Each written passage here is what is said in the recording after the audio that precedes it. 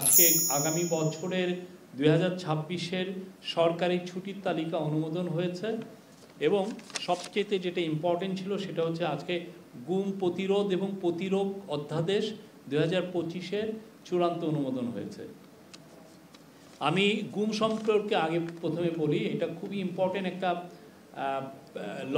আপনি জানেন যে শেখ হাসিনার সময় বাংলাদেশে হাজার হাজার ছেলে মেয়ে গুম হয়েছে। তার মধ্যে গুম বিষয়ক যেটা কমিশন করা হয়েছে সেখানে কমপ্লেইন্টের সংখ্যা প্রায় 2000 এবং ওই গুম কমিশনে যারা 5 জন যারা কমিশনের মেম্বার আছেন তারা তাদের রিপোর্টে বারবার বলছেন যে এটার সংখ্যা 4000-এর উপরে হবে, বিকজ যারা এসে তাদের কাছে রিপোর্ট করছেন গুমের এইটার সংখ্যা দেখা যাচ্ছে যে এটা তারা বলছেন যে তাদের যেই সমস্ত নাম ওরা বলছেন তাতে এটা স্পষ্ট যে এদের সংখ্যা 4000-এর উপরে হবে।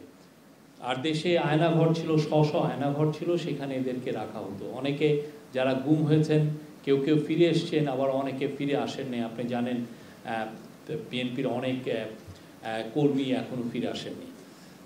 তো এই গুমের উপরে আজকে গুম প্রতিরোধ এবং প্রতিকারের জন্য একটা ল, এটা অনেকদিন এটা নিয়ে যথেষ্ট ডিবেট হয়েছে, হওয়ার পর আজকে এটা চূড়ান্তভাবে অনুমোদন হয়েছে। এই অধ্যাদেশে গুমকে সংজ্ঞায়নের পাশাপাশি চলমান অপরাধ মানে কন্টিনিউম অফেন্স হিসেবে বিবেচনা করে মৃত্যুদণ্ড সহ কঠোর শাস্তির বিধান রাখা হয়েছে। 1, 2 গোপন আটক কেন্দ্র স্থাপন, আয়নাঘর যেগুলো আয়নাঘর নামে পরিচিত, স্থাপন ব্যবহারকে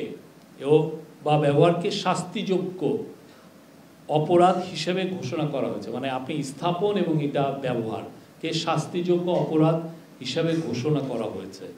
3 জাতীয় মানবাধিকার কমিশন গুম সংক্রান্ত অভিযোগ গ্রহণ ও তদন্তের কমিশনকে গুম সংক্রান্ত অভিযোগ গ্রহণ ও তদন্তের ক্ষমতা প্রদান করা হয়েছে।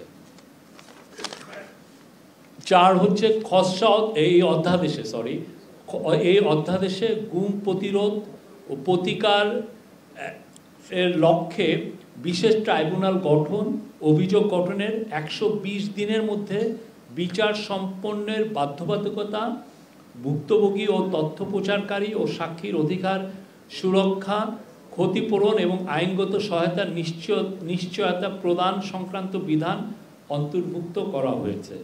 5 এছাড়া গুম প্রতিরোধ, প্রতিকার ও সুরক্ষার উদ্দেশ্যে তহবিল গঠন এবং তথ্য ভাণ্ডার প্রতিষ্ঠার বিধানও সংযোজিত হয়েছে।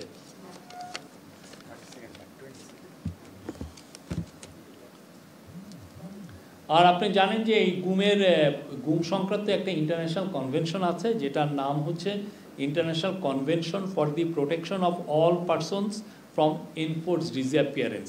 এটা বাংলাদেশ গত বছর 29শে আগস্ট উপদেষ্টা পরিষদ এটার অ্যাপ্রুভ করেছেন এবং বাংলাদেশ এটার অংশীদার হয়েছে। এই অংশীদারের এই পুরো লটা এই কনভেনশনকে ফলো করে আমরা ওইটাকে স্ট্যান্ডার্ড মেনে আমরা এই লটা, এই অধ্যাদেশটা তৈরি করি।